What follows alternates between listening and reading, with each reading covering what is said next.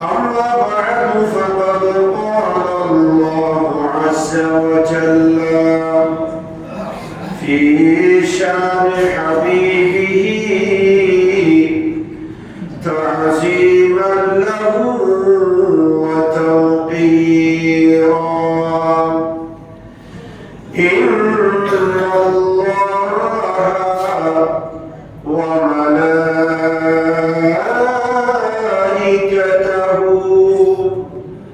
يصلون على النبي يا أيها الذين آمنوا صلوا عليه وسلموا تسليما صلى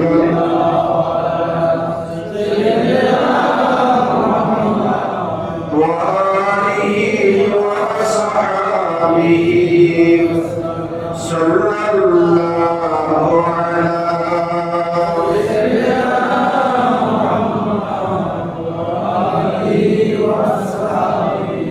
صلى الله على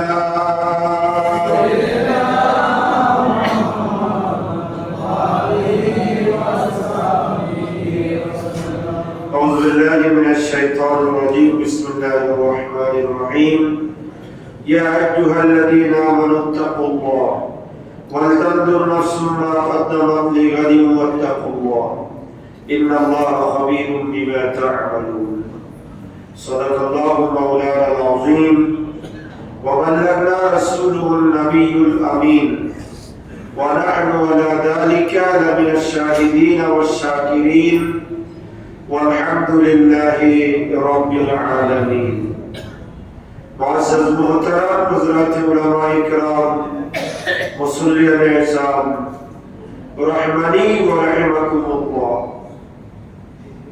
আমরা আল্লাহ সুবহানাহু ওয়া তাআলার আলিশান দরবারে লক্ষ কোটি শুকর আদা করছি যে আল্লাহ পাকের অত্যন্ত দয়া এবং মেহেরবানিতে 1446 হিজরির জুমাতুল বিদা রমজানুল মুবারকের শেষ জুমা নামাজ জুমাদায়ের মহান লক্ষ্যে আল্লাহর মসজিদে আসার বসার সবাই একত্রিত হয়ে দুরূদ ও সালাম পাঠ করার সুযোগ আর তৌফিক যে আল্লাহ আমাদেরকে দান করেছেন তার দরবারে পড়ছি আলহামদুলিল্লাহ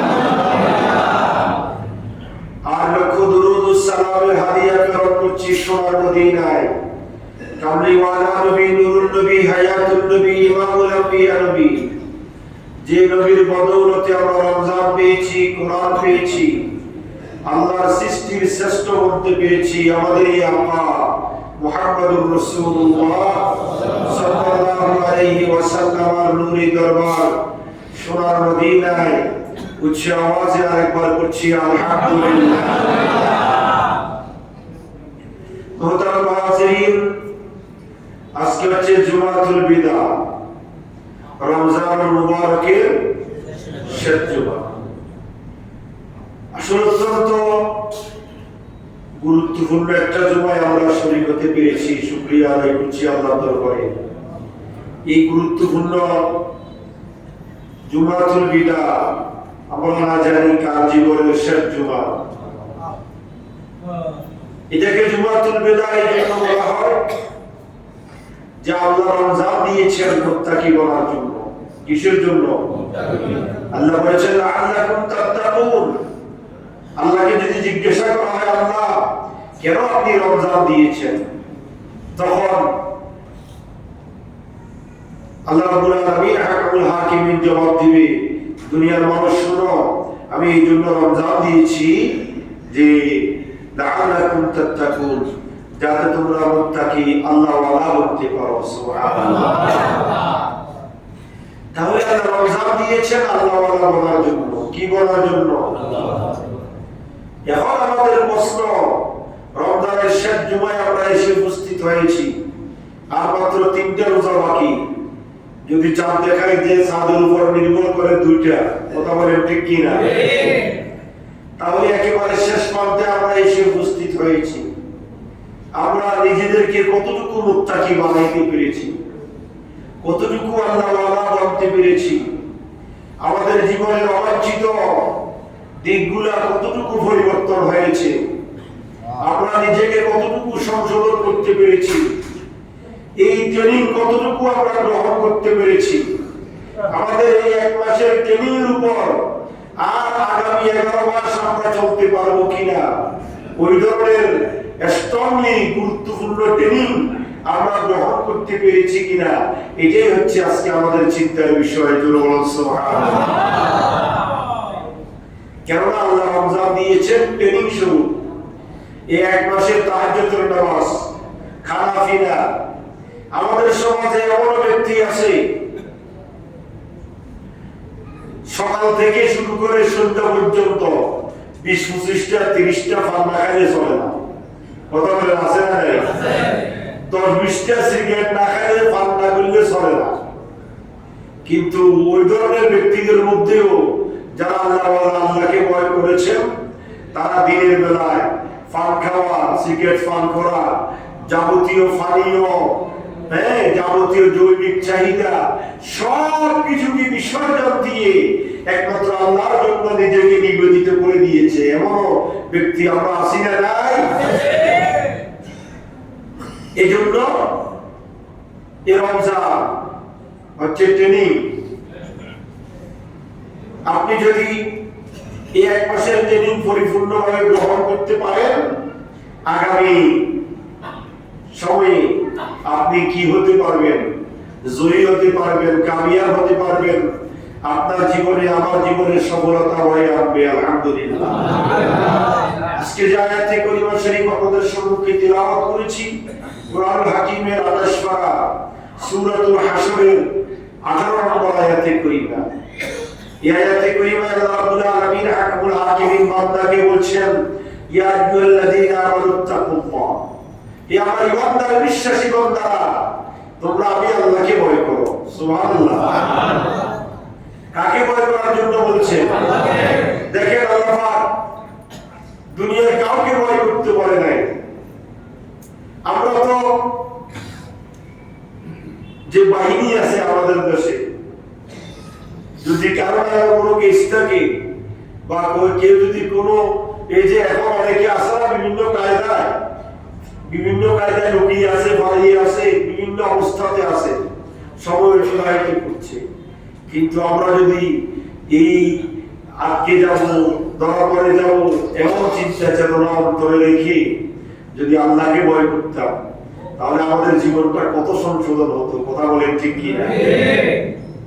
সুদ খাইতেছি, ঘুষ খাইতেছি, হারাম খাইতেছি, আরেকজনের সম্পদ নষ্ট করে খাচ্ছি, আরেকজনের উপর জুলুম করতেছি, মানুষকে গালি দিচ্ছি, ইমানদার মুসলমান ভাইকে কষ্ট দিচ্ছি, এই ধরনের চিন্তা চেতনা, এই ভয়টা যদি আমার অন্তরে বদ্ধমূল হতো যে আল্লাহ, আমি যে এই মানুষকে এত কষ্ট দিচ্ছি, আমি যে আল্লাহর আইন বিরোধী কাজ করছি, আমি যে আল্লাহ কোরআনে যেটা হালাল করেছেন আমি সেটাকে গ্রহণ করি নাই, কোরআনে যেটা হালাল করে দিয়েছেন আমি সেটাকে গ্রহণ করে ফেলেছি, আল্লাহ কাল কিয়ামতের ময়দানে তোমার দরবারে কি জবাব দিব, কিভাবে তোমার দরবারে দাঁড়াবো, কিভাবে তোমার সামনে নিজেকে উপস্থাপন করব, এই চিন্তা চেতনা, এই ভয় যদি আমাদের অন্তরে থাকতো, কত আগেই আমরা মুত্তাকি হয়ে যেতাম। কথা বলেন ঠিক কি না?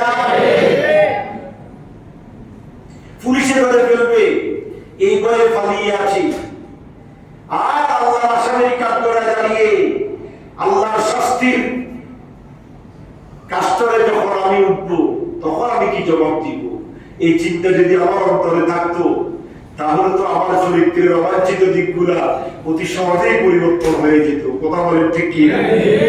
এই জন্য আল্লাহ বলেছেন, বান্দারে আমার, আমি আল্লাহকে ভয় করো। সুবহানাল্লাহ। ভয় করতে হবে কাকে? কথা বলেন না কাকে? আল্লাহকে ভয় করতে হবে, ভয় করার মতো ভয় করতে হবে। অন্য আয়াতে আল্লাহ রাব্বুল আলামিন বলেছেন, হাক্কা তুকাতি, আল্লাহ আমি আল্লাহকে ভয় করার মতো ভয় করো। কে বলতেছেন? আল্লাহ। ওয়ালা তামুতুন্না ইল্লা ওয়া আনতুম মুসলিমুন, খবরদার বান্দা, মুসলমান না হয়ে, প্রকৃত ঈমানদার না হয়ে তুমি মৃত্যুবরণ করিও না। আল্লাহু আকবার। আপনি আমি প্রকৃত মুসলমান দাবি করতে পারবো কিনা? এটা নিজের আকল হচ্ছে, নিজের বিবেক হচ্ছে বড় আদালত। কথা বলেন ঠিক কিনা? মানুষের বিবেক হচ্ছে বড়, গাড়িগুলোতে লেখা থাকে না, মানুষের বিবেক হচ্ছে বড় কি আদালত। আজকে আদালত শূন্য হয়ে থাকতো যদি আমরা মানুষগুলা নিজের আদালতকে কাজে লাগিয়ে চলতাম। কথা বলেন ঠিক কিনা? বুঝতেছি এটা আমরাই বাইরের সম্পদ খাচ্ছি, আরেকজনের সম্পদের উপরে নিজের কুড়া গাড়ি দিচ্ছি, আরেকজনের উপরে জুলুম করতেছি, আরেকজনের উপরে নির্যাতন করতেছি। আমি এটা জানি, বুঝি, বুঝে ভয়ে করতেছি, তাহলে আমার আদালতের সামনে আমি ফেল। কথা বলেন ঠিক কিনা? এই জন্য আল্লাহ বলেছেন, বান্দা ইয়া আইয়ুহাল্লাযীনা আমানু তাকুল্লাহ, হে আমার ঈমানদার বিশ্বাসী বান্দারা, তোমরা সদা সর্বদা আমি আল্লাহকে ভয় করো। সুবহানাল্লাহ। কাকে ভয় করতে হবে? আল্লাহকে। আর ওয়াল তানজুর নাফসুম মা কাদ্দামাত লিগাদ, আর তুমি চিন্তা করো আগামী দিনের জন্য তুমি কি সঞ্চয় করেছো। সুবহানাল্লাহ। আগামী দিনের জন্য তুমি কি জমা করেছো। সে আগামী দিন কোনটা? কাল কিয়ামতের ময়দান। আমরা বলি না কাল কিয়ামতের ময়দান, কাল মানে সেটা কি আগামীকাল আসতেছে আমাদের সামনে। এটা অতীব সত্য।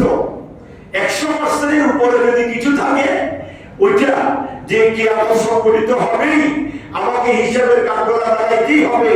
ওয়াত্তাকু ইয়াওমান তুরজাউনা ফীহি ইলাল্লাহ সুম্মা তুওয়াফা কুল্লু নাফসিন মা কাসাবাত ওয়া হুম লা ইউজলামুন। আল্লাহর বান্দা, তুমি যখন যেখানেই থাকো না কেন, তোমাকে আমি আল্লাহর সামনে আসতেই হবে, আমি আল্লাহর সামনে দাঁড়াইতেই হবে, আমি আল্লাহর সামনে সবকিছুর হিসাব দিতেই হবে। সুতরাং তুমি সেই দিনকে ভয় করো। সুবহানাল্লাহ। আজকে তো আমাদের অন্তরে আল্লাহর ভয় নেই, পুলিশের ভয়, র্যাবের ভয়, দুনিয়ার মানুষের ভয়, দলের ভয়। কিন্তু আমাদের অন্তরে যদি আল্লাহর ভয় থাকতো, তাহলে আমাদের দ্বারা অন্যায়, অবিচার, জুলুম, নির্যাতন আমাদের দ্বারা সংগঠিত হতো না। আর আল্লাহ বলেছেন, বান্দা তুমি আগামী দিনের জন্য কি জমা করেছো। আগামী কিয়ামতের মাঠে আপনাকে আমাকে দাঁড়াইতে হবে, সবকিছুর ফুঙ্কানুফুঙ্ক হিসাব দিতে হবে। লা তাযুলু কদামা ইবনি আদম হাত্তা ইউসআলা আন খামস। আল্লাহ রাসূল বলেছেন, উম্মতে আমার দুই কদম নাড়াচাড়া করতে পারবে না, দুই কদম নাড়ানোর কোনো সুযোগ নাই যতক্ষণ পর্যন্ত ফার্স্টি প্রশ্নের উত্তর দিতে না পারবে। ফার্স্টি প্রশ্নের উত্তর দিয়ে আমাকে আপনাকে সামনের দিকে অগ্রসর হইতে হবে। সুবহানাল্লাহ। আর আমরিহি ফীমা আফনা, একটা হচ্ছে হায়াতের বাজেট, হায়াতের প্রশ্ন, ওয়ান শাবাবি ফীমা আবলা, আর একটা হচ্ছে যৌবনের জবাব। আল্লাহ হায়াত দিয়েছেন, সেটা কোন রাস্তায় খরচ করেছি। আল্লাহ যৌবন দিয়েছেন, সেটা কোন রাস্তায় খরচ করেছি। টাকা ইনকাম করেছি, কোন রাস্তা থেকে ইনকাম করেছি। টাকা ব্যয় করেছি, কোথায় খরচ করেছি। এই প্রশ্নের জবাব দেওয়া ছাড়া কিয়ামতের ময়দানে একটা কদম সামনের দিকে যাওয়ার কোনো সুযোগ নাই। এই চিন্তা তো আমাদের কাছে নাই। আমরা যখন হুজুর ওয়াজ করে তখন ছাগলের মতো কামকে এইভাবে খাড়া করে দাঁড়িয়ে রাখি। হুজুর ওয়াজ শেষ, ছাগলের মতো নাড়া দিয়ে শেষ। আমরা ছাগল থেকে নিকৃষ্ট হয়ে গেলাম। আল্লাহ বলেছেন, উলাইকা কাল আনাম বাল হুম আদল। আল্লাহু আকবার। আল্লাহ বলতেছে, আমি যদি আপনাকে এখন গরু বলি, ছাগল বলি, চতুষ্পদ প্রাণী বলি, আপনি আমাকে মসজিদ থেকে বাইরে দিবেন না। হ্যাঁ, আমি আমার হুজুর আমাকে কি বলছে? গরু ছাগল বলছে, চতুষ্পদ প্রাণী বলছে। আল্লাহ বলতেছেন, বাল হুম আদল উলাইকা কাল আনাম, তারা তো পশুর মতো। বাল হুম আদল, তারা পশুর চাইতে আরো নিকৃষ্ট। জোরদার নাউজুবিল্লাহ। কে বলতেছে? কে? আল্লাহ বলতেছে। আমি বললে তো আপনি লাঠি দিবেন। উলাইকা কাল আনাম, মানুষ বুঝিও বুঝে না, গরু ছাগলের মতো। গরু ছাগল তো কিছু বুঝে। মালিককে দেখলে গরু যেটা যত রাগান্বিত হোক না কেন, যত বিষ গরু, যত শক্তিশালী গরু হোক না কেন, মালিক সামনে গেলে মাথাকে নতজানু করে রাখে। কথা বলে ঠিক কি না? সে বুঝে এটা আমার মালিক, সে আমার জন্য খেলকুড়া নিয়ে আসবে, খানা নিয়ে আসবে, খাদ্য নিয়ে আসবে, সেটা সে বুঝে। কিন্তু আমরা তো সেটাও বুঝি না যে কিয়ামতের ময়দানে হিসাব দিতে হবে, সামনের দিকে দাঁড়াইতে পারবো না, নড়াচড়া করতে পারবো না। এই জন্য আল্লাহ বলেছেন বান্দারে আমার রমজান দিয়েছি বুঝার জন্য, রমজান দিয়েছি মুত্তাকি করার জন্য, রমজান দিয়েছি তাকওয়াওয়ালা হওয়ার জন্য, রমজান দিয়েছি আল্লাহওয়ালা হওয়ার জন্য। আলহামদুলিল্লাহ। আজকে জুমাতুল বিদাতে এসে আমাদেরকে চিন্তা করতে হবে আমরা কতটুকু আল্লাহওয়ালা বলতে পেরেছি, কতটুকু ট্রেনিং গ্রহণ করতে পেরেছি। আপনি ট্রেনিং এ যদি ফাঁকাফুক্ত হন তাহলে আপনি সার্ভিস দিতে পারবেন বাকি সময়। কথা বলেন। পুলিশ বিডিআর আর্মি যারা আছেন তারা প্রথম 6 মাস কি দিয়ে ট্রেনিং দেয়। এই ট্রেনিং এ যদি সে ফাঁকাফুক্ত হয় তাহলে সরকার তাকে ছেড়ে দিয়ে পাঠায়, তখন সে দায়িত্ব পালন করে। আর যে ট্রেনিং এ যদি সে একেবারে অথর্ব হয় তাহলে তার চাকরিও চলে যায়। এমন আছে না? ট্রেনিং পাইতেছে না, সে কিভাবে সামনের দিকে কাজ করবে? তো আমরা কি ট্রেনিং গ্রহণ করলাম? আল্লাহ তো প্রতি বছর ট্রেনিং দেয়। সরকার 30 বছর 40 বছর চাকরি করায় 6 মাস ট্রেনিং দেয় মাত্র। আর আল্লাহ বলেন আমি প্রতি বছর 1 মাস করে তোমাদেরকে ট্রেনিং দিই। তোমরা এই 1 মাসের ট্রেনিং কতটুকু কার্যকরী করতেছো বান্দা একটু চিন্তা করো। ওয়ালতানজুর নাফসুন মা কাদ্দামাত লিগাদ। বান্দা আগামী দিনের জন্য কি জমা করেছো? আমরা তো সঞ্চয় করি না? মাসে যদি 1 লাখ টাকা বেতন পাই, ওই যে সবগুলো যদি এখন খরচ করি হলে সামনে চলবো কেন? কিছু জমা রাখি, কিছু বোর্ড কাছে, কিছু ব্যাংকে, কিছু এখানে, কিছু সেখানে জমা রাখি কি রাখি না? কেন জমা রাখি? আগামী দিন কিভাবে চলবো? আগামী 1 মাসের বেতন পাওয়া পর্যন্ত আমাকে চলতে হবে। আজকে 1 লাখ টাকা বেতন পেলাম, আজকেই খরচ করে ফেললাম, তাহলে বাকি 29 দিন কিভাবে চলবো? এই জন্য আমাকে কি দেখতে হয়? সঞ্চয় করতে হয়, জমা করতে হয়। আল্লাহ বলছেন বান্দা ওয়ালতানজুর নাফসুম মা কাদ্দামাত লিগাদ। আগামী দিনের জন্য তুমি কি সঞ্চয় করেছো তুমি একটু চিন্তা করো। ওটা কি টাকা? কথা বলেন না। ওটা কি টাকা পয়সা? চাউল? খানাপিনা? না না না। আল্লাহ বলছেন বান্দা নেক আমলের মাধ্যমে তুমি চিন্তা করো তুমি কি নেক আমল করেছো আগামী দিনের জন্য। কাল কিয়ামতের ময়দানে ইয়াওমা ইয়াফিরুল মারউ মিন আখিহি ওয়া উম্মিহি ওয়া আবি ওয়া সাহিবাতিহি ওয়া বানি।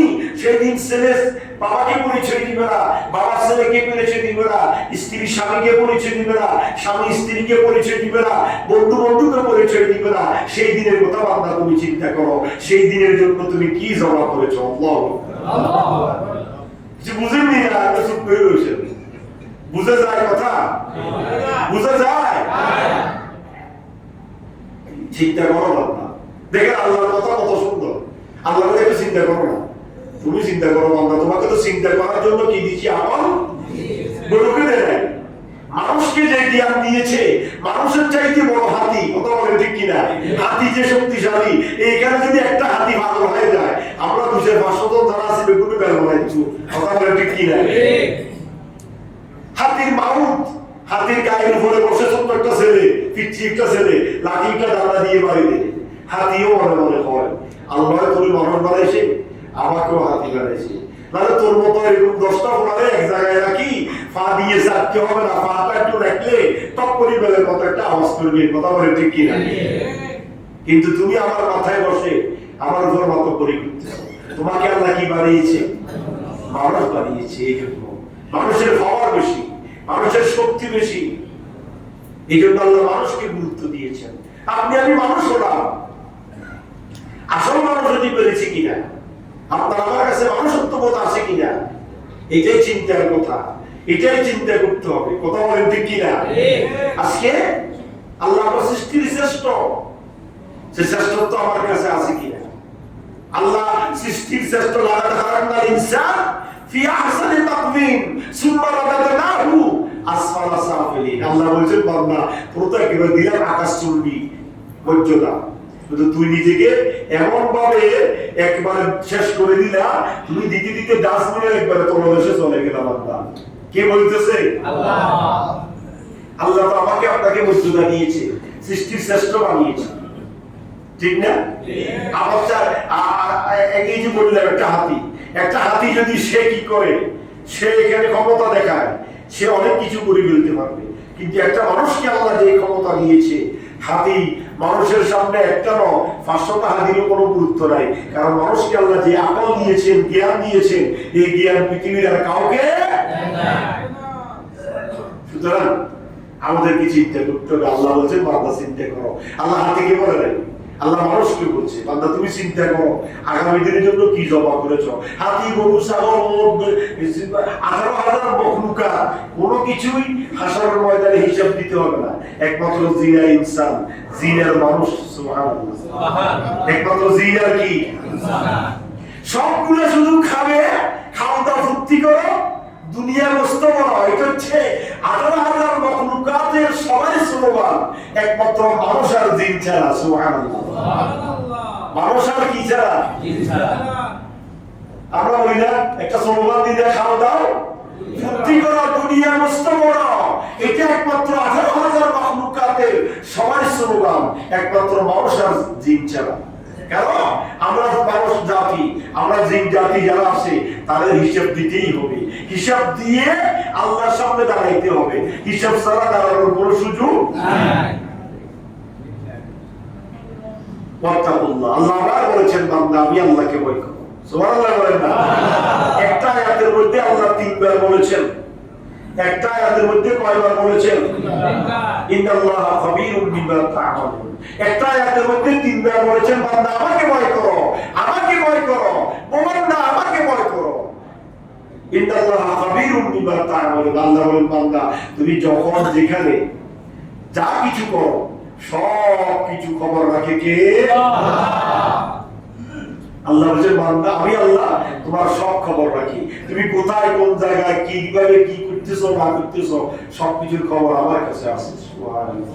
সুতরাং আজকে আমাদেরকে চিন্তার বিষয় এই জুমাতুল বিদা আমাদেরকে স্মরণ করাই দিই। বছর একবার জুমাতুল বিদা আসে আমাদের সামনে, আমাদেরকে স্মরণ করাই দিতে যে আমি কি জমা করলাম, আমি 1 মাসের কি ট্রেনিং গ্রহণ করলাম, আমি ট্রেনিং প্রাপ্ত হয়েছে কিনা, আমার ট্রেনিংটা মজবুত হয়েছে কিনা, আগামী 11 মাস আমি লড়াই করতে পারবো কিনা। কথা বলেন না ঠিক কিনা? এই জন্যই যে লাইলাতুল কদর গেল আমাদের এই কাহিনী নাই। দোকান পাটে রাস্তাঘাটে মানুষ হাইরে মানুষ, ব্যবসা বাণিজ্য নিয়ে আমরা ব্যস্ত, কিন্তু এই লাইলাতুল কদরটা আবার আমার জীবনে আরেকদিন পাবো কিনা এই চিন্তা আমাদের কাছে নাই। দোকানদারি তো কালকেও করতে পারবো, ব্যবসা তো কালকেও করতে পারবো, গাড়ি তো কালকে সারা ইনকাম করতে পারবো, কিন্তু এই লাইলাতুল কদর তো আমার জীবনে আরেকবার নাও আসতে পারে, কিন্তু সেই চিন্তা আমার কাছে নেই। হেলাই দুলাই আমরা দিনগুলো রাতগুলো কাটাচ্ছি। আল্লাহ রাসূল বলেছেন عن شداد بن أوس رضي الله تعالى عنه قال قال رسول الله صلى الله عليه وسلم حرمت النار على 3 أعين عين بقت من خشية الله وعين سهرت في سبيل الله وعين غضت عن محارم الله كما قال عليه الصلاة والسلام। আল্লাহ নবী সরকারে মদিনা সুরুর কলব সিনা রাহমাতুল্লিল আলামিন নবী ইরশাদ করেছেন উম্মতরে আমার 3 ধরনের ব্যক্তির জন্য জাহান্নামের আগুন হারাম। আলহামদুলিল্লাহ আলহামদুলিল্লাহ। কয় ধরনের? 3 ধরনের ব্যক্তির জন্য জাহান্নাম হারাম করে দিয়েছেন আল্লাহ রাসূল। আইনুন বাকাত মিন খাশিয়াতিল্লাহ, এক নম্বর হচ্ছে যে আল্লাহর ভয়ে কাঁদে, যে আল্লাহর ভয়ে কাঁদে। আল্লাহর ভয়ে কাঁদতে পারলে তার জন্য জাহান্নাম হারাম। আলহামদুলিল্লাহ বলেন। আমরা তো আল্লাহর ভয়ে কাঁদতে পারি না, পুলিশের ভয়ে কাঁদি, র্যাবের ভয়ে কাঁদি, মানুষের ভয়ে কাঁদি, প্রশাসনের ভয়ে কাঁদি, কিন্তু আল্লাহর ভয়ে জাহান্নামের ভয়ে শাস্তির ভয়ে আমরা কাঁদতে পারি না, আমাদের চোখের পানি আসে না। আল্লাহ রাসূল বলেছেন উম্মতে আমার তুমি তোমার 2 ফোঁটা চোখের পানি আকাশ পরিমাণ জাহান্নামের আগুনকে মুহূর্তের ভিতরে নিভাই দিতে পারবে। সুবহানাল্লাহ।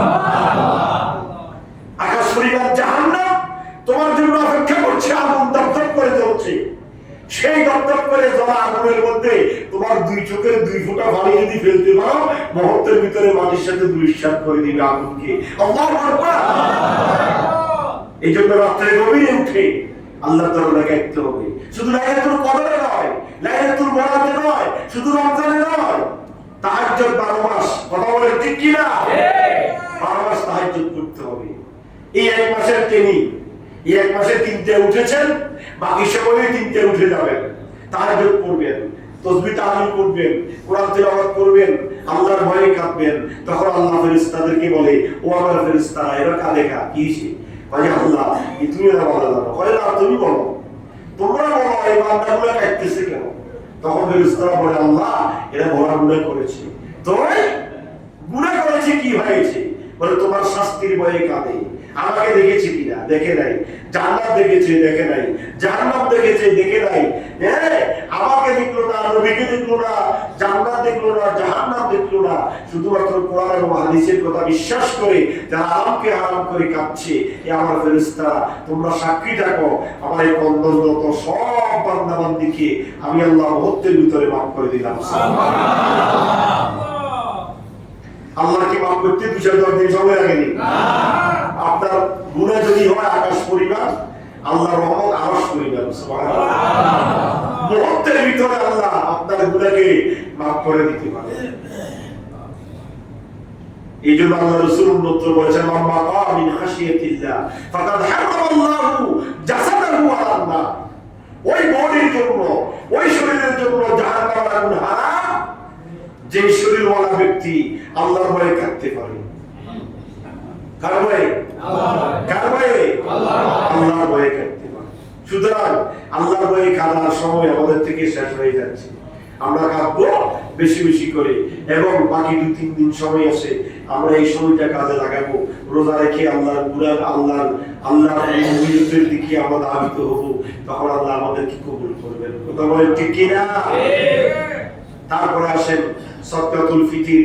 রোজার শেষে ঈদের নামাজের আগে যে জিনিসটা আদায় করতে হয় সেটা হচ্ছে কি? সাদকাতুল ফিতর, ফিতরা, যেটাকে আমরা এক বাক্যে বলি ফিতরা। এই ফিতরা সম্পর্কে আল্লাহ রাসূল বলেছেন, বুখারী শরীফের মধ্যে এসেছে, আলী ইবনে আব্বাস রাদিয়াল্লাহু তাআলা আনহু قال فرض رسول الله صلى الله عليه وسلم صدقة الفطر طهارة للصيام من اللغو والرفث وطعمة للمساكين فمن أداها قبل الصلاة فهي زكاة مقبولة ومن أداها بعد الصلاة فهي صدقة من صدقات كما قال عليه الصلاة والسلام। সংক্ষেপ কথা হচ্ছে ফিতরা। এই ফিতরাটা ঈদের নামাজের আগে আদায় করতে হবে। কিসের আগে? কথা বলেন না সবাই, কিসের আগে? ঈদের আগে অবশ্যই আদায় করে দিতে হবে। আপনার নবজাতক শিশু ঈদের দিন সকালবেলায় যে শিশুটা জন্মগ্রহণ করেছে তারও ফিতরা আপনাকে দিতে হবে। তবে গর্ভে থাকলে দিতে হবে না। আমাকে প্রশ্ন করেছেন, হুজুর সন্তান গর্ভে আছে তার কি ফিতরা দিতে হবে? না, তার ফিতরা দিতে হবে না। ভূমিষ্ঠ হলে ঈদের দিন সকালবেলায় যদি ভূমিষ্ঠ হয় তার ফিতরা আপনাকে মা বাবাকে আদায় করতে হবে। আর যে ছেলে ইনকাম করে, ইনকাম সোর্স যে ছেলের কাছে আছে, যে মেয়ে চাকরি করে, যে ছেলে চাকরি করে, তার টাকা, ফিতরার টাকা মা বাবা দিয়ে আদায় হবে না, তার টাকা তাকেই দিতে হবে। এই ফিতরা আমরা জানি আমাদের জামিয়া আহমদিয়া সুন্নি আলিয়া থেকে 120 টাকা, 15 টাকা, 20 টাকা এরকম ঘোষণা করা হয়েছে। এই জিনিসপত্রের দাম তো বাড়তি, ঠিক কিনা? আটা, ময়দা, তারপরে মনে করেন জব, তারপরে এই খেজুর, বাদাম, কিশমিশ, এগুলো তো অনেক দাম। তাই এগুলো যেগুলো করছে এই ইসলাম ফাউন্ডেশন বা জামিয়া শরিয়া বুক, এগুলো একটু মানুষকে বাঁচানোর জন্য করছে। তো আপনারা বেশ দিবেন, কম দিবেন না। 100 টাকা কেন 100 টাকা করে দেন, 200 টাকা করে দেন, 500 টাকা করে দেন, 1000 টাকা করে দেন। একজনের ফিতরে 1000 দিবেন, অসুবিধা কি? আপনি তো খাইতেছেন 1000 টাকা দামের খেজুর খাইতেছেন, আপনি এই গরিবকে দিতে পারতেন না কেন? আপনি গরিবকে দেওয়ার জন্য কেন ওই 10 টাকা দামের খেজুর চিন্তা করেন? 500 টাকা দিয়ে খেজুর আসেনি, কথা বলেন না, আসেনি। চিনি বলে, চিনি, লাল চিনি বেচেছে বাস্কেটের ভিতর 850 গ্রাম, কত টাকা? 700 টাকা কেজি, 1000 টাকা লাল চিনি। লাল চিনি 1000 টাকা বাস্কেটে বিক্রি করে, অরিজিনাল চিনি যেগুলা। তা আপনি সেগুলো দিয়ে খাইতেছেন না, তা আপনি এই তিনকে দেওয়ার সময় কি চিন্তা করবেন? এই জন্য আপনি 1200 টাকা দামের খেজুর খাইতেছেন, যে আজোয়া খেজুর, তারপর আম্বর খেজুর, তারপরে সুকরিয়া খেজুর, এগুলো আমরা দামি দামি খেজুর আমরা খাই ইত্যাদি ইত্যাদি। তা আমি কিন্তু ওই যখন এই তিনকে যখন ফিতরা দিতে যাই তখন আমি তালাশ করি আধা কেজি, 1 কেজি ওই আটা, ময়দা, কিন্তু আমি খাইতেছি একবারে কথা নেই। এই জন্য আপনি দেওয়ার সময়ও ওটাকে চিন্তা করতে হবে। এটার উদ্দেশ্য কি দেখেন, কথা খেয়াল করেন। এই ফিতরার উদ্দেশ্য কি? আল্লাহ রাসূল বলেছেন, ফারাদা রাসূলুল্লাহ, এই ফিতরাকে আল্লাহ রাসূল ফরজ করেছেন। সুবহানাল্লাহ বলেন না? রাসূলের ফরজ করার ক্ষমতা আছে না নাই? এটা বুখারী শরীফ। ফারাদা রাসূলুল্লাহ সাল্লাল্লাহু আলাইহি ওয়াসাল্লাম আল্লাহ রাসূল ফরজ করেছেন সাদকাতুল ফিতর। সদকায়ে ফিতর কি আল্লাহ রাসূল কি করেছেন? ফরজ করেছেন। কেন? তাহারাতুল লিসিয়াম, রোজাকে পবিত্র করার জন্য। মিনাল লাগবি ওয়ার রাফাসে, কথাবার্তায়, আচার ব্যবহারে, কাজ কারবারে রোজার ভিতরে যে ত্রুটিগুলো হয়েছে এই ত্রুটি থেকে রোজাকে পবিত্র করার জন্য সদকায়ে ফিতর। সুবহানাল্লাহ।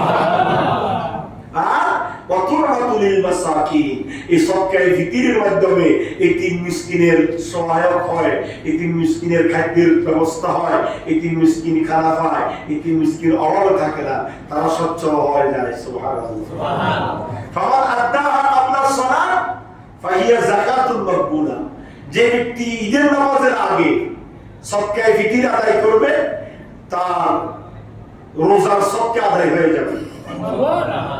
আর ওমান আদ্দাহা বা'দা সালাত, আর যে ব্যক্তি ঈদের নামাজের পরে যায় সদকায়ে ফিতর দিবে ফাহিয়া সাদকাতুন মিন সাদাকা, সেটা এমনি সদকা হবে, যে সেটা অরিজিনাল সদকা হবে না। অরিজিনাল রোজার সদকা হলো ঈদের নামাজের পূর্বে এতিম মিসকিন দেখে দেখে যাকাত ফিতরা দিয়ে দেওয়া। জোরে বলুন সুবহানাল্লাহ। তাহলে এই সদকায়ে ফিতর আদায় করবেন, আপনার আত্মীয় স্বজন, ভাই বোন, প্রতিবেশী, তারপর অভাবী যারা আছে তাদেরকে দিবেন। অনেকে অনেক জায়গায় আসে এগুলো করার জন্য, কিন্তু আমরা অনেকেই ঘরের দরজা আসে মহিলারা যাকাত ফিতরা চায়, এদেরকে দিবেন, দামর করবেন না, কাউকে নারাজ করবেন না। ওয়াপাস সাইলা ফালা তানহার, খবরদার বান্দা যারা সাইল তাদেরকে দমক দিয়ে কথা বলিও না, তাদেরকে ধিক্কার দিও না। ইয়া রাসূলুল্লাহ তো কি করব? কয় ফাকালিমাতুত তাইয়্যিবাতু সাদকাতুন, যদি তুমি টাকা দিতে না পারো, পয়সা দিতে না পারো, ফিতরা দিতে, ফিতরা ধরিও না, ফিতরা দিয়ে কত বড় আছে বলে যা, বলে কি বলি না? কথা বলেন না, বলে কি বলি না? ফিতরা তো ভাই কম, ফিতরা কি লাগে না? তো 100 টাকা বলছে, ফিতরা কম দেওয়া, ফিতরা তো অল্প, সবগুলোকে দিয়ে বলছি 100 টাকা লইছে। তো আল্লাহ রাসূল বলতেছে তুমি যে সুন্দর ভাষায় তাকে বলছো, এই ফিতরা না দেওয়ার কারণেও তুমি যে সুন্দর ভাষায় কথা বলছো, ফিতরার সওয়াব তোমার আমলে লেখা হয়ে যাবে। লাভ আছে না নাই? সুন্দর কথা লাভ আছে। মান তাওয়াদা লিল্লাহ রাফাআহু আল্লাহ। সব জায়গায় নরমের বাত আছে, গরমের কি নাই? গরমের বাত নাই, গরমের বাত আছে সব জায়গায়। যদি সুন্দর ভাষায় কথা বলেন, তা আমরা একটু গরম ভাষায় কথা বলি, যে কোরআন হাদিসের কথা গরম ভাষায় বললেই তো, এই জন্য একটু আমরা অবৈধ গরম ভাষায় কথা বলি, আপনারা অনেকে রাগ করেন। আল্লাহ রাসূল সাল্লাল্লাহু আলাইহি ওয়াসাল্লাম যখন বক্তৃতা দিতেন, আমি একদিন বলেছি আল্লাহ রাসূলের বক্তৃতা ছিল ছোট, বক্তৃতা ছিল কি? দীর্ঘ সময় আল্লাহ রাসূল বক্তব্য দিতেন না, 10 মিনিট 5 মিনিট বক্তব্য দিতেন। কিন্তু ওই সময়ে আল্লাহ রাসূল জ্বালানি হয়ে যেতেন, চেহারা হয়ে যেত, শরীর থেকে গাপ টপ টপ করে ফুটতো, অত্যন্ত রাগান্বিত হয়ে যেতেন, সাহাবায়ে কেরাম ভয়ে থরথর করে কাঁপতেন। আর আল্লাহ রাসূলের কথাগুলোকে অত্যন্ত সহজভাবে কালেকশন করে নিতেন। সুবহানাল্লাহ। এইজন্য বক্তাকে মাঝে গরম করে কথা বলতে হয়, একটু নরম করে কথা বলতে হয়। এই জন্য আপনারা রাগ করার কিছু নাই, কিন্তু মানুষের সাথে যখন ব্যবহার করবেন, এতিম মিসকিন, অসহায়, কাজের লোক, কাজের বুয়া, ড্রাইভার, এই ঘরের অধীনস্থ যারা, তাদের সাথে সুন্দর ভাষায় কথা বলবেন। দারোয়ান, তারপরে এই সমস্ত তুচ্ছ মনে করবেন না। আপনার ফ্ল্যাটের দারোয়ান, তাকে আপনি তুচ্ছ মনে করবেন, সে পাহারা, সে পাহারা দিচ্ছে, সে তার চাকরি হোক, কিন্তু সে রাত জেগে আপনার ঘরের দরজায় বসে আছে। তার ফায়দা কি জানেননি? আল্লাহ রাসূল কি বলছে? ওই যে বললাম 3 ধরনের ব্যক্তির জন্য জান্নাত, জাহান্নাম হারাম বলছি না? কয় ধরনের? কয় ধরনের? ওয়াইলুন সাহারাত ফি সাবিলিল্লাহ, ওই ব্যক্তি, যে ব্যক্তি সরকারি কোষাগারে জনগণকে ফায়দা দেয়, মানুষকে ফায়দা দেয়, মানুষের বিভিন্ন বিষয় তদারকি করে, ওই ব্যক্তি জাগ্রত থাকি যে কাজ করে, চোখে ঘুম দেয় না, ওই ব্যক্তির জন্য জাহান্নাম হারাম। সুবহানাল্লাহ। দেখেন সে একটা দারোয়ান, চাকরি করতেছে ফেরের দাঁড়িয়ে, কিন্তু সে দারোয়ানি করতেছে, মালিকের সম্পদ ফালা দিচ্ছে, সারা রাত ঘুম যায় না, ঘুমের দরকার, কিন্তু ফেরের কারণে সে কি করতেছে? আপনি আরামের ঘুমে ডাক্তার নিয়ে ঘুমাইতেছেন সারা রাত গরুর মতো, ফজরের নামাজ নাই, তাহাজ্জুদ তো দূরের কথা। আর এতে অভাবী, এতে গিরে দাঁড়িয়ে গেল, তার ডর লাগে, শীতে কাফেরও বাতাস, ফিম বাতাস, শীতে গিলবো কারারে। আল্লাহ বলে যে তুমি সাবেতুন, ওই তোমার দারোয়ানের মর্যাদা আমার কাছে বেশি। সুবহানাল্লাহ। কথা বলেন ঠিক কি না?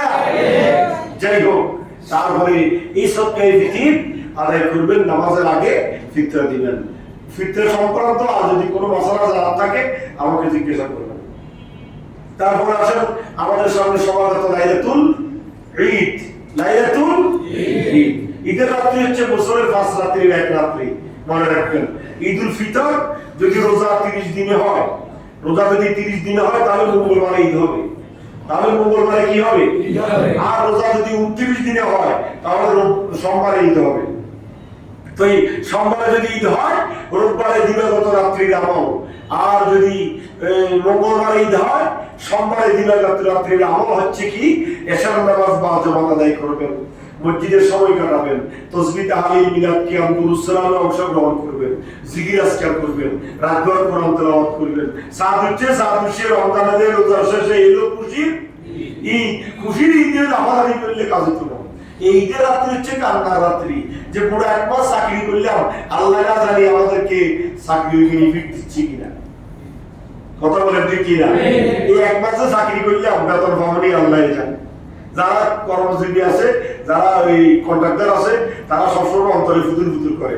বড় লোক তো কাজ করে 8 লাখ টাকা, 10 লাখ টাকা, 20 লাখ টাকা, স্যারের কাছে চাকরি গেলে স্যার 2 লাখ টাকা ধরে যা পরে দিন ধরে কাজ চালাচ্ছে না। তো অত ভাই জমিন বেশি আমি কন্ট্রাক্টারই করে, এতে আর রেজাল্টের খবর নেই। এরকম হয় না? অনুরূপ ভাবে আমরা গোটা মাস চাকরি করলাম, এখন ঈদের রাত্রিতে আমাদেরকে আল্লাহ কি দিবে? টাকা দিবে। চাকরির কি দিবে? বেতন দিবে। এই বেতন পাচ্ছি কিনা? বেতন মানে আপনি মুত্তাকি হতে পেরেছেন কিনা? হযরত ওমর ইবনে খাত্তাব রাদিয়াল্লাহু তাআলা আনহু, এত বড় খলিফা হযরত ওমর, বা 22.5 লক্ষ মুসলমানের প্রেসিডেন্ট হযরত ওমর, ঈদের দিন ঘরের ভিতর বসে বসে কাঁদেন। কাজে ইমাম সাহেব কাদের কি খবর? জামাতের টাইম 8:30 দিছে, এই 8:30 বাজে গেছে, ইমাম সাহেব কই? দেখা যায় ইমাম সাহেব ঘরের ভিতরে বলবে কাঁদেন। তো কি হয় ইমাম সাহেব? আপনি ঘরের ভিতরে কাঁদতেছেন, মুসল্লি আপনার জন্য অপেক্ষা করতেছে। কয় মহান দেখির মতো তোমরা কি এসো? কয় যে ঈদ না। কয় কি তোমাদের জন্য ঈদ, আমার জন্য তো ঈদ না। আমি গোটা 1 মাস চাকরি করেছি, আমার আল্লাহ আমাকে আজকে চাকরির ফায়দা, চাকরির বেনিফিট, চাকরির বেতন দিচ্ছে কিনা আমি তো জানি না। তোমরা বেতন পাইছো? বলে এটা কি করে? প্রধানমন্ত্রী এটা কি করে? খতিব সাহেব এটা কি বলে? আমি তো বেতন পাই নাই, আমি তো রেজাল্ট শুনি নাই যে আমার রোজা কবুল হয়েছে, আমার তারাবির নামাজ কবুল হয়েছে, আমার যাকাত ফিতরা কবুল হয়েছে, আমার সাহারি ইফতারি কবুল হয়েছে। আমি তো এটার খবর পাই নাই, আমি এই জন্য কাঁদতেছি। আল্লাহু আকবার। যে ওমর ইবনে খাত্তাব আশারে মুবাশশিরা, দুনিয়া থেকে জান্নাতের কি পাইছে? শুভ সংবাদ পাইছে। সে ওমর কাঁদতেছে ঈদের দিন, আর আপনি আর আমি তো হাসি। সুতরাং ঈদের রাত্রিতে ইবাদত বন্দেগী করবেন। আল্লাহ রাসূল বলেছেন, মান কামা লাইলাতুল ঈদাইন, যে ব্যক্তি ঈদের রাত্রিতে ইবাদত বন্দেগী করে, ঈদের রাত্রিতে তাহাজ্জুদের নামাজ পড়ে, ঈদের রাত্রিতে তাসবিহ তাহলিল করে, ঈদের রাত্রিতে কোরআন তেলাওয়াত করে, মুহতাসিবান, সওয়াবের আশায়, আল্লাহকে পাওয়ার আশায়, গুনাহ মাফের আশায়, লাম ইয়ামুত কলবুহু ইয়ামা তামুতুল কুলুব, যেদিন সব কলব মারা যাবে সেই দিন ওই ঈদের রাত্রিতে ইবাদত করানোওয়ালা ব্যক্তির কলব মরবে না। যে ঈদের রাত্রিতে ইবাদত করবে তার কলব মরবে না, কলব জিন্দা থাকবে। কলব যদি জিন্দা থাকে আপনার আমলনামা জারি থাকবে। কথা বলেন ঠিক কিনা? তাই হোক, এই ঈদের রাত্রিতে ইবাদত বন্দেগী করবেন। ঈদের দিনের কিছু আমল আছে, সেগুলো অত্যন্ত সজাগভাবে শুনবেন। ঈদের দিনের কিছু আমল আছে, ঈদের দিনে শুধু খাওয়া দাওয়া হাসি বাতি নয়, ঈদের দিনের কিছু কি আছে? আমল আছে। অতি ভোরে ঘুম থেকে জাগ্রত হবেন, অতি ভোরে ঘুম থেকে জাগ্রত হবে। ঈদের দিনে ঈদের নামাজের, ফজরের নামাজের জামাত হবে 5:30। কয়টায়? আজকে জানাই দিলাম। ঈদের দিনে ফজরের নামাজের জামাত হবে কয়টায়? 5:30। উঠবেন, তাহাজ্জুদের নামাজ পড়বেন, তাসবিহ তাহলিল বাসায় পড়বেন, ফজরের আযান হবে মসজিদ থেকে। 26-25 আযান হবে, 5:10 হলে হবে। 5:10 আমরা ফজরের নামাজ পড়ব। বাসা থেকে সুন্নত ফাঁকা পড়ি, মসজিদে আসবো। ঈদের দিনের সুন্নত হচ্ছে অতি ভোরে ঘুম থেকে উঠা। অতি ভোরে কি করা? ঘুম থেকে উঠা। 2 নম্বর হচ্ছে নিজ মহল্লার মসজিদে ফজরের নামাজ বা জামাত আদায় করা। নিজ মহল্লার মসজিদে ফজরের নামাজ বা জামাত আদায় করবেন। তৃতীয় নম্বর হচ্ছে মেসওয়াক করবেন, ঈদের দিনে সকালবেলায় মেসওয়াক করবেন। তারপরে চতুর্থ নম্বর হচ্ছে ঈদের নামাজের আগে গোসল করা। ঈদের নামাজের আগে গোসল করা সুন্নাত, হ্যাঁ, ঈদের জন্য গোসল করবেন। 5 নম্বর হচ্ছে আতর সুগন্ধি ব্যবহার করবেন, আতর গোলাপ যতটুকু সম্ভব সুগন্ধি ব্যবহার করবেন। 6 নম্বর হচ্ছে চোখে সুরমা লাগাবেন। চোখে কি লাগাবেন? যে ঈদের দিনের সুন্নাত। 7 নম্বর হচ্ছে পবিত্র ও পরিষ্কার জামা পরিধান করবেন। নতুন জামা পরতে হবে এমন কোনো কথা নাই। লাইসাল ঈদ লিমান লাবিসা জাদীদ ইন্নামাল ঈদু লিমান আখলাসা লিল্লাহি ওয়া ঈদ। তাদের জন্য আজকে ঈদ, যারা নতুন জামা পরবে তাদের জন্য ঈদ নয়, তাদের জন্য ঈদ যারা একাগ্রতা চিত্তে এক মন এক ধ্যানে রমজান মাসে ইবাদত বন্দেগী করেছে তাদের জন্য আজকের দিন ঈদের দিন। সুবহানাল্লাহ। সুতরাং পবিত্র পরিষ্কার জামা কাপড় পরিধান করবেন। তারপরে 8 নম্বর হচ্ছে ফজরের নামাজের পরে অতি শীঘ্রই ঈদুল ফিতরের জামাতে অংশগ্রহণ করবেন, অর্থাৎ ঈদের নামাজের জামাতে অংশগ্রহণ করা। তারপরে 9 নম্বর হচ্ছে সাধ্য অনুযায়ী সামর্থ্য অনুযায়ী উত্তম খাবারের ব্যবস্থা করা। ঈদের দিন ভালো মানের খানার ব্যবস্থা করবেন। এতিম মিসকিন আত্মীয় স্বজন গরিব দুঃখী সবাইকে ভাই বোন তাদেরকে ডাক দিবেন। সাইয়ের ভাইয়ের সাথে ভাই কথা বলতেন না, ভাইয়ের সাথে বোনের সম্পর্ক না এমন করিয়েন না। হাজার দিনের কথা নাই, অনেক সময় ভাই বোনের ব্যবধান কথা নাই, কিন্তু সেদিন তা ভুলে যাবেন। ভাই কি সালাম দিবেন, আসসালামু আলাইকুম ভাইজান, আসো একসাথে বসে নাস্তা খাই, আসো সালাম দিবেন, কথা বলবেন, সব যাবেন ভুলে যাবেন। তার নাম হচ্ছে ঈদ। কথা বলেন ঠিক কি না? তারপরে 10 নম্বর হচ্ছে ঈদের দিন সকালবেলায় ঈদুল ফিতরের সকালবেলায় মিষ্টি জাতীয় কিছু খাবেন। ঈদুল ফিতরের সকালবেলায় মিষ্টি জাতীয় কিছু খাবেন, খেজুর খাবেন, সেমাই খাবেন, হ্যাঁ, মিষ্টি জাতীয় খেয়ে ঈদের নামাজ পড়ার জন্য আসবেন। 11 নম্বর হচ্ছে ঈদের নামাজের আগে সদকায়ে ফিতর শেষ করবেন।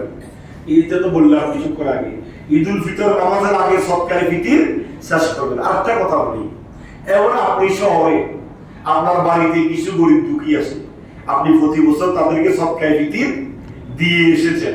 এখন 100 টাকা 200 টাকা বিকাশে পাঠাবেন কি, আর অথবা তার কাছেও বিকাশ নম্বর নাই, তাহলে আপনি কি করবেন? আপনার করণীয় হচ্ছে এই ফিতরাগুলো আলাদা করে এক জায়গায় আলমারির কোণায় বা ব্যাগের ভিতরে রাখে দিবেন। এটা হচ্ছে অনুকূল ফিতরা, এগুলো এখানে থাক, আমি যে ঈদের পরে বাড়িতে যাবো, বাড়িতে গেলে ওকে ফিতরাগুলো দিব। এটা যদি বলেন তাহলে এই ফিতরা কি হয়ে যাবে? আদায়। কথা বলতে পারছি? ফিতরা আলাদা করে রেখে দিবেন, বাড়িতে গেলে তাকে ফিতরা পৌঁছাই দিবেন, তাহলে সমস্যা নেই। তাহলে কি নাই? সমস্যা নেই। এইটা মাথায় রাখবেন, ফিতরা আদায় করে দিবেন, শেষ। তারপরে আপনার ঈদগাহের এক রাস্তা দিয়ে যাবেন, আরেক রাস্তা দিয়ে আসবেন। এখান দিয়ে যদি ঢুকেন যাওয়ার সময় ওখান দিয়ে ঘুরে যাবেন, ওখান দিয়ে যদি আসেন এখান দিয়ে ঘুরে যাবেন। এক রাস্তা দিয়ে যাবেন, আরেক রাস্তা দিয়ে ঈদগাহে আসবেন। 12 নম্বর 13 নম্বর হচ্ছে পায়ে হেঁটে ঈদগাহে আসবেন। রিক্সা করে গাড়ি করিল, যত সম্ভব পায়ে হেঁটে ঈদের জামাতে আসবেন, ঈদগাহে আসবেন।